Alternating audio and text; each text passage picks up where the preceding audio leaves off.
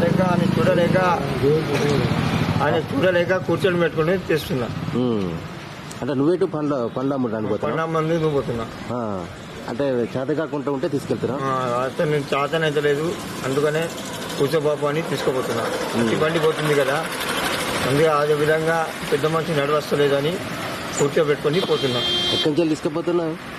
మసీద్ కాంచి. అటు దిగిన వల్ల ఇది కలిసింది. ఇది కలిస్తే చేత కాకపోతే కూర్చొని పెట్టుకున్నాడా?